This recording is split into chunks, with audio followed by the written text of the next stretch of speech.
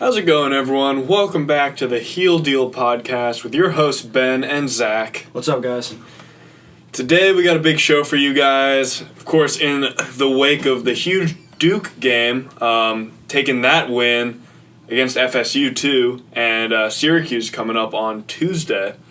So, start off, as always, giving you guys the rundown on this week's UNC sports. So, the UNC baseball team's gotten off to a super hot start, 7-0. They got wins versus NC, A&T, and a series sweep, 3-0 against University of South Florida. They had a game against VCU that got postponed because of weather concerns, I believe, but it's pretty great to see the baseball team starting off real hot, 7-0. Men's lacrosse, they just lost against Johns Hopkins 11-10, so a nail-biter. It's unfortunate. And the team, that was their first loss, so they're 3-1 on the season. Women's lacrosse similarly had a heartbreaking loss against Maryland in overtime. They lost 13-12, bringing their record to a similar 3-1. Women's basketball got a win against Boston College and a loss more recently against North Carolina State. Brings them to 17-12 on the season. Women's softball got a win against Utah and losses against Oklahoma State, Kentucky, New Mexico State, and Long Beach State. So hopefully they're just getting in a little early season slump so they can be on the rise later. Yeah, I hope so. So for the big news is most of you guys probably saw, huge win against Duke. Talk to me about that, Zach. What were some of the things you saw? Well, first of all, I gladly stand corrected from what I said in the last podcast. I didn't think it would go this way. A lot of things happened in that game that we'll definitely get into as we talk about this, but overall I'm very proud of the team, the way they played. They showed they can win in multiple ways. They're legit. They're going to be in the top 5 when the rankings come out tomorrow. It's exciting. Man, I really hope so. Because who's lost in the top 5? Tennessee lost against LSU, so they'll probably drop. Yeah. Nevada, weren't they 6? They're 6, yeah. And I think they lost against San Diego State, so they're going to drop. I mean, Nevada literally does not play a single ranked team the entire season, pre-conference play and post-conference play, or in-conference play. So having them lose against San Diego State was actually pretty big because they're not going to occupy one of those top 5 spaces. So that was big. But yeah, I could definitely see us being 6th or 5th when the rankings come out. Yeah, I think the 2 wins we've had this week really put us there, kind of regardless of who won and who lost in front of us. So we'll have to see what happens tomorrow. Yeah, I mean, it just blows my mind the kind of difficult schedule Carolina has. The ACC, in general, compared to some of the other, mid-major conferences, cough, Gonzaga. I harp on it a lot, but the West Coast Conference is a joke, and hopefully that comes back to bite Gonzaga in March. But enough about that rant. Let's get back to the main topic. Luke May and Cam Johnson, the senior leaders on our team, exploded for 56 points. Did you see that one coming? No, I didn't, honestly. And I'll tell you what, I didn't even see, or I did not expect even more than their combined points, was the amount of points that we got in the paint, which was 62. 62. When that stat came up towards the end of the game, that was wild. Yeah. But it seemed like, when you shoot from 3 as poorly as we did, you hope the points come from the paint. Really as bad as both teams did. Neither team could really get it going from 3. They shot 8 of 39. Yeah. And we shot 2 of 20, which is 2 awful. of 20, yeah. But especially after coming off such a hot game against Wake Forest. Yeah, for sure. We thought that'd be a tune-up, and unfortunately it wasn't a tune-up from 3, but we got a tune-up from mid-range. We got a tune-up from inside the paint. We really did a good job of attacking the lane and forcing guys that were not used to playing some different roles in the lane and in the paint, since Zion was absent, to guard and to really try. And they seemed lost a lot of times. And we got a lot of easy baskets and, backdoor alley-oop lobs to Garrison Brooks that were awesome. Garrison looked great. He's been looking pretty good these last few games. I agree. Yeah, we're gonna need a strong presence in the center, the 4 and the 5 come March. But what were your thoughts when Zion's shoe exploded? Well, my first thought was when I noticed he was down. And his shoe exploded, and I saw him, laying on the ground, and then got up all gingerly. I was like, okay, he'll be back in 5 minutes.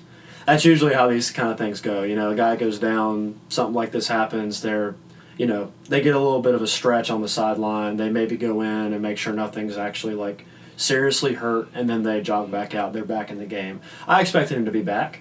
Ultimately, when he did not come back, that was huge for both teams. I hate that it had to be because he got hurt. I would have much rather had it be where he fouled out or something like that, where he was present and where Duke can't then go and say that we won mostly because of his absence. Yeah, I mean, you see that a lot in the national sports circuit. UNC took the win, or the win is somewhat invalidated because Zion wasn't there. Yeah, and I overall think that's kind of ridiculous. Yeah, I mean it's super ridiculous. What, they have 3, 4 other 4 and 5-star recruits on their team? Yeah, and really, you can't consider yourself to be a number one team if you're relying so much on the production of one player. Yeah, I agree. agree. And when he goes out and you're at home, even though you are playing a rival and you're playing a top 10 team in Carolina, you still can't truly consider yourself to be the best team in the country if you're going to blame a loss, a bad loss. Really, I mean, 88-72 is not a close game, and we led the whole way. So for them to go back and, of course, take the easy road out and say, if Zion's out there, things would be different, that's a true statement. It's unfair of us as UNC fans to sit there and say, okay, well, we know it would have gone the same way had he been in there and fully healthy, because chances are it wouldn't have. I'm not saying you can't say it one way or the other. Exactly. That's what's important here. We need to kind of see each other's perspective, if you will. They need to understand that if they want to consider themselves to be a number one team, that they can't put so much, all their fruit in the Zion Williamson basket. Mm-hmm. Whereas, as Carolina fans, it's also not fair for us to say that we would have gotten an 18-point win on the road, or 16-point win on the road had he been in there and healthy and the way he has been all season. So it's both ways. Yeah. Yeah, I mean, I do hope he's back for the game on March 8th, just to see how we measure up against a Duke team with all of their weapons available. But it's not like their other 2 superstar freshmen, Reddish and what's his name? R.J. Barrett. R.J. Barrett. They both had 25 plus. Yeah, R.J. had 30. Yeah, exactly. They played amazing, but the rest of their team looked like they just had no idea what was going on. Once they lost Zion, it was like they lost their leader. Oh, absolutely, and they would tell you that. I can't remember who it was after the game. It may have been Cam Reddish. I'm not 100% sure on this, but I know a Duke player following the game, I guess it was in the locker room after when they were doing their post-game interviews, kind of said that Zion leaving was more than just his points production and his paint presence on defense. It was really their whole energy. Mm-hmm. All of the momentum they get, the energy they play through on the offense and defensive end was just taken out of them. It's like the breath just got completely knocked out of them as soon as they lost him, and they just didn't recover. I just thought it was interesting, though, like, fellow superstar freshmen admitting how huge Zion is to the team. Yeah, and he is. I mean, I think really anyone who's followed them for a duration of the season sees that. I mean, this is a sensational player. I mean, we don't like him and we don't like the team, but, I mean, it's unfair for us to sit here and say that, that the game would have gone the same way had he been in there, and that he's not the player that he's hyped up to be, because he certainly has been. And I think had he not gotten hurt, and if he were to finish the season, which obviously now it's debatable, I think he would probably have been the National Player of the Year, which is saying a lot. I don't remember the last time, if at all, a freshman has done that. Mm-hmm. But if he had won that award, it would have been definitely deserved. Yeah, and I mean, well, he was, right after the injury, he was listed as day-to-day. Mm-hmm. So he sat out against their rematch against Syracuse, where Duke won. I could totally see them resting him until the UNC game, or even until March. Yeah, I mean, I could, unfortunately, the way the climate in college basketball is now and what this injury has stricken up as far as conversations around player safety and things like that, I wouldn't be shocked if he didn't play another game this year for them. Yeah, shut him down. Because of his almost, it's almost a sure thing that if he is healthy, that he'll go number one. Yeah. And I mean, I guess from his perspective, you can't blame him, but there's also the part of me that's a lot like a lot of people out there that, he could really help his team. And with him out there, they are a legit national championship contender, as much as I hate to say it. So I would love to see him not come back, just from the perspective of what they are with him. Yeah. I certainly hope that he would have the ability, from a health perspective, to come back. Mm-hmm. But we'll see what happens. It's still early after the injury. That he's going to have to assess what he wants to do. The team will have to assess where they're at come March to see if it's worth it to risk his further injury, depending on how severe this MCL sprain is. Yeah, exactly. And as always, we'll keep you guys updated on what happens and our takes on it as the whole Zion situation develops. As we reach the end of the regular season, ACC tournament, and the national championship race. But enough Zion talk. Back to the game. I thought it was a real clash of two different team builds. One heavily predicated on their freshmen, even if one of their freshmen got injured, and then one that leaned heavily on their seniors, which obviously is us, between Cam and Luke having big games. Kenny's become the biggest hustle player I've seen in my life, coming up with some timely threes. It's I don't know, it's just great to see the senior leadership, and it just makes me think how much we're going to miss them next year. Yeah, I definitely agree. And to your first point about this being a clash of seniors versus freshmen, it seems, I feel like that's the way this game has been since about maybe 2014. Mm-hmm. Ish, when they got Jabari Parker in that class, and then following that they had the Tyus Jones and Jahlil Okafor and Justice Winslow class, and then the Jason Tatum class and all that stuff. So really, since then, when Duke has become more of a one and done destination, it's been kind of that way, where the seniors for Carolina have been the story and the freshmen for Duke have been the story, and this game was no different, and it came down to the production of those players. Yeah. Try and be as objective as you can, but would you take the team with the superstar freshman or the steady yet unspectacular veteran presence? I think when the spectacular freshmen are at home, of course, depending on how you define spectacular. I think if you're looking at this particular game, let's say Zion's in there, at home when the freshmen have the home crowd behind them, I would be more apt to take that team. Mm-hmm. But when the freshmen are on the road, and you're not only having to take a young team on the road that's inexperienced and stuff like that, but you're also going to play in a veteran's house, mm-hmm. no question I would take the senior leadership there. Mm-hmm. And, there's, obviously we saw the senior leadership can win on the road. It doesn't really matter. I mean, both could win either way, but it all depends on the game. But that's what I would tend to go for there. I would I would give the freshmen the benefit of the doubt when they have the home crowd behind them, whereas on the road I don't give them as much credit. Yeah, that just reinforces how huge this win at Cameron Indoor is. Yeah. But did you see that picture of Luke inbounding the ball with all the Cameron crazies just reaching for him? Every year, man. Every year there's a shot like that. They've been doing that for as long as I've been alive and remember watching basketball. Yeah, if you guys are listening to this on YouTube, I'll try and put the picture up there so you guys can see. But it's just a wild photo. Yeah. But I mean, that's why someone who's played, he's almost played 10 games against Duke in his career now.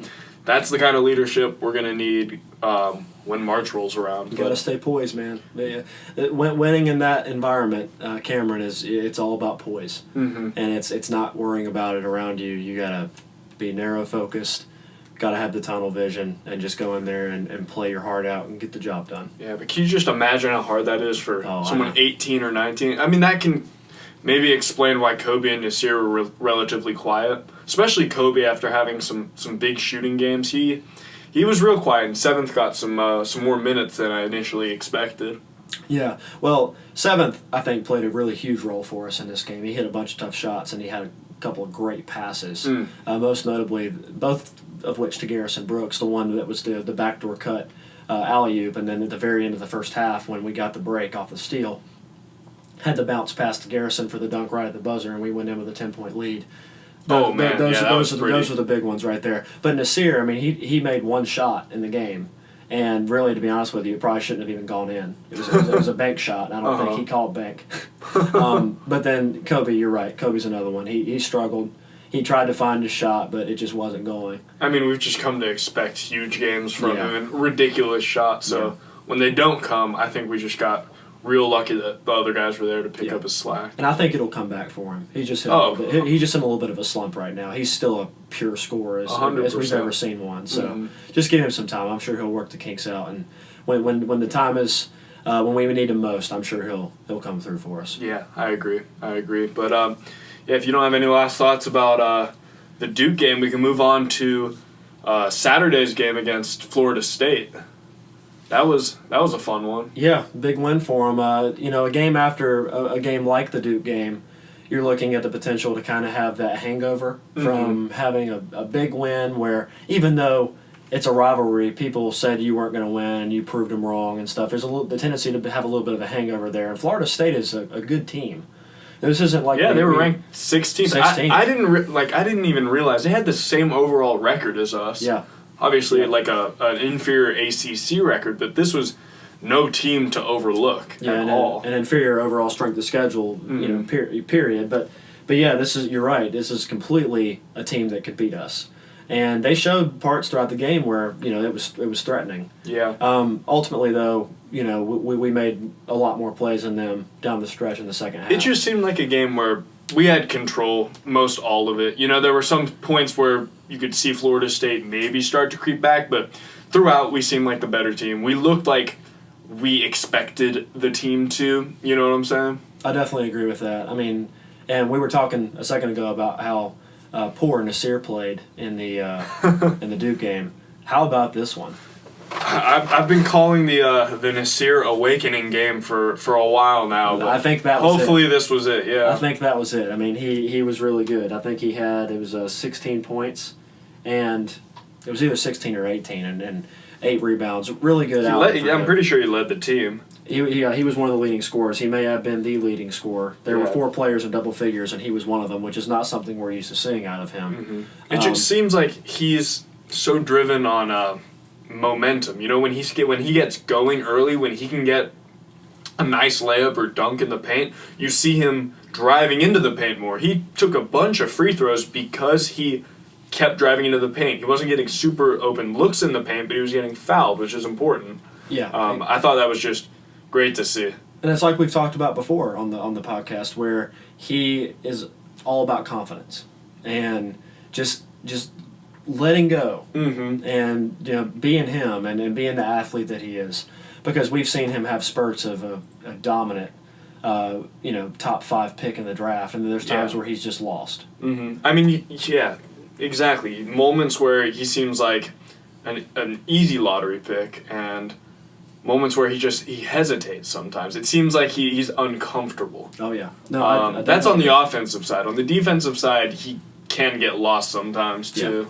But it'll be great to see him emerge as a go-to player as the season goes on. One last thought on him, and really a big energy part of this Florida State win was the two plays that Nasir made that you could really put both of them on SportsCenter top 10 if you wanted to. The one where he drove in and dunked with one hand, looked like an old-fashioned Blake Griffin dunk where he doesn't touch the rim, just his arms are so long. And then the other one, which had me jump literally out of my seat when I saw it, because I did not even see where he came from. I mean, the putback dunk, he literally took the ball out of the Florida State player's hands behind him as he ascended, got the ball, and dunked it. I mean, the entire stadium stood up. The bench went crazy.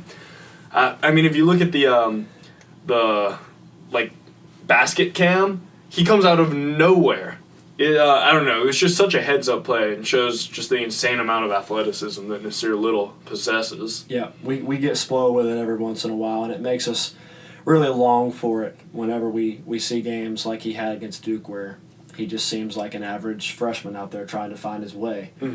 It's just that, but I think as the season goes on and as we get closer and closer to crunch time here of the season, that we'll see a little bit more of the Nasir from Saturday as opposed to the Nasir from Wednesday. Yeah, exactly. It'd be great to see him reach his full college ball potential at some point this season, because in all likelihood he's going to declare for the NBA draft. Yeah. But, as a team, like I was saying, we looked pretty dominant against Florida State. We kind of regressed or improved back to the mean for three. Shot better than our dismal 10% against Duke. But what I thought was most impressive was the fact that we held FSU to 25% shooting in the second half. That's the dominant defense that I love watching. Yeah, me too, and especially since we don't match up with a certain player of theirs inside who is 7'4". That guy was wild. He looked like a giraffe running around the court. That's a good analogy there. But he, when I saw how big he was, I was like, oh, God, Garrison's going to have his work cut out for him. Yeah, or like Luke's about to get killed. Yeah, I was just hoping that there wasn't going to be a 20 points in the paint from that guy, and it wasn't. But yeah. So that was good. And then Terrence Mann, which is arguably Florida State's most talented player, was held to just 10 points as well. Mm-hmm. Another really good defensive point for Carolina is that we were able to hold him to just 10 points, and he just couldn't get going. So that was another reason why we were able to stretch it out there in the second half. Yeah. Yeah, no, it's UNC's building quite the resume right now. 7-3 against teams ranked in the top 19, or that have been ranked in the top 19 at some point this season. They're not only winning these games, but they're getting valuable experience and building a valuable resume. Yeah.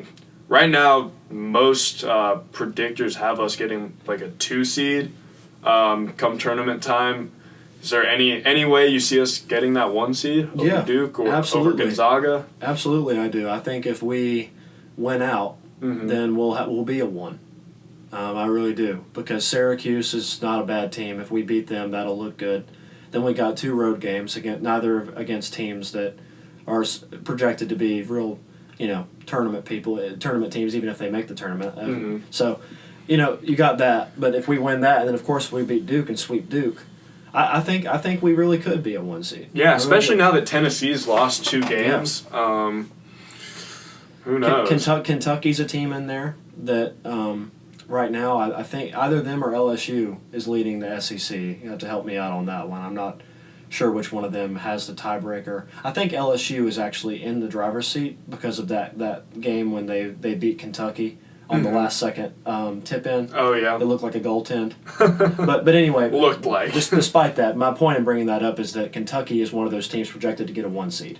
Yeah. And although they do have a win against us, they're also not in the lead for their conference. Neither are we. Mm-hmm. So really the only thing they have on us is I think their record's a little bit better. Plus they have a win against us. But if we win out, I anticipate that Kentucky will, probably lose another game. I just think that's a team that maybe we could buck out of there. Yeah. In essence, is what I'm trying to say. I think that's a team that we could kind of remove and get in as. And of course, you never know with Duke. Mm-hmm. We don't know Zion's situation. We don't know what they're going to be able to do. They got a big win yesterday, but we'll have to see how that goes. But yes, I do think we can be a 1 seed if we win out. Yeah, well, we can only hope. But looking forward, we got Syracuse on Tuesday. What are your keys to taking home a victory that, in all likelihood, we should take home? Well, the key to playing Syracuse anytime is figuring out a way to score against their patented 2-3 zone. And I think we have the team this year to really give them problems from 3. Because anytime you're playing a zone defense, if you can shoot the 3 ball well, you change their entire outlook on the game. Mm-hmm. Syracuse is not a team that's going to be able to beat you by scoring 90 points. They want the game to be low scoring, a kind of style that Virginia would like to play. I mean, yeah, it sounds a lot like Virginia to me. Yeah. Is there a similarity there? In the way that they want to control the game, for sure. There's differences in the defensive outlook and scheme, if you will, but overall, they want to play slower, and they want to control.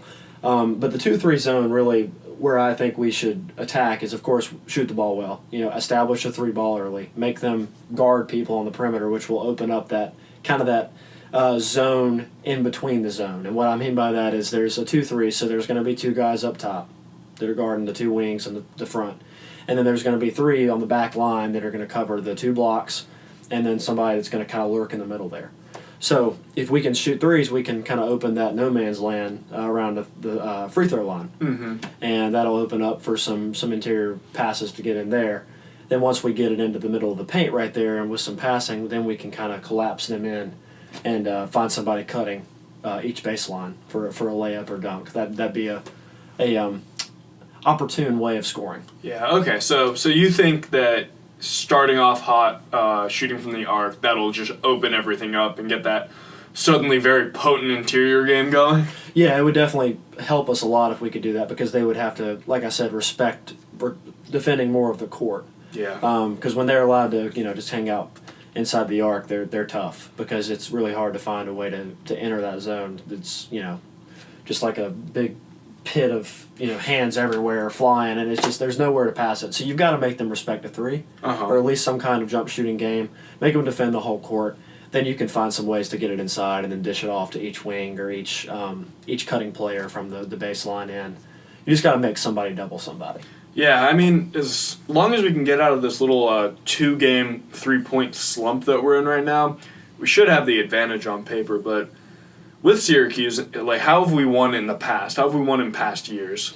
Well, we've done a lot of what I just described a little bit. I mean, we've shot the ball well from three, but mostly I'll use this as a complete example for us. In 2016, when we had Bryce Johnson and Isaiah Hicks and Kennedy Meeks, all three in the paint, we just dominated them. Because what would happen is, for example, Bryce would come up to about the free throw line range or so. We would get an interior pass into him, and then him being the athletic player he was, would draw a double team from one of the three guys on the blocks, and then somebody would cut from that same side or the back door or something, and then there'd be an open player for a dunk.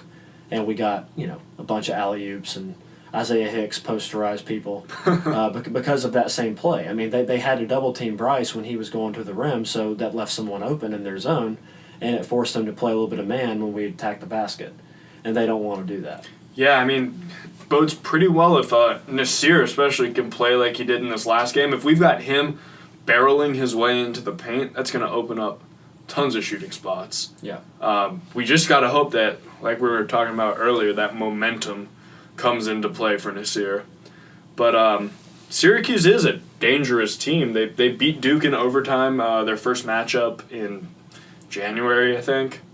And during that game, they limited Duke's opportunities from three. Duke shot 20% from three in the game that they lost to Syracuse and shot 31% in the game that they won against Syracuse. So, and honestly, a lot of other statistics relative to the two teams were the same. There wasn't a huge influx of turnovers or Duke didn't dominate the rebounding game in their win.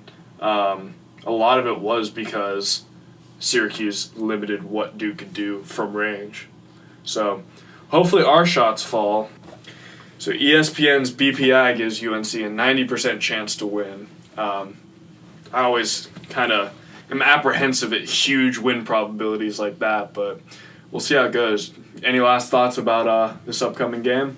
Yeah, that 90% is very generous. I don't think maybe it's safe to say that we haven't. I mean, Syracuse is going to be tough. They always are. They may not be the most talented. They may not score the most, but they're tough. When you've played Syracuse, and when you've played a Jim Boeheim coach team.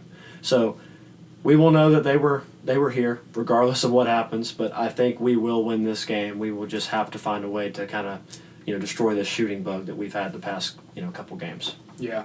Any momentum we can get going into the Duke game March 8th, we'll need. But just the last little bit before we get going, guys. A huge prospect, number one point guard in the country for 2020, Cole Anthony. His lead recruiting expert, Evan Daniels, on 24/7 Sports, recently released a crystal ball projection suggesting that the Tar Heels have a 67% chance of getting him, with Oregon following at 33%. So that's something that we'll probably follow as the recruitment process goes on. I think he wants to announce sometime in late spring. So tournament results will be a big contributor to his decision. Yeah, it'd be huge if we could get him, and he wants to go somewhere where they can compete for a national championship, which I respect. He's not all about just making his resume for 1 year for the NBA. He really wants to win a championship and have a chance to compete for one.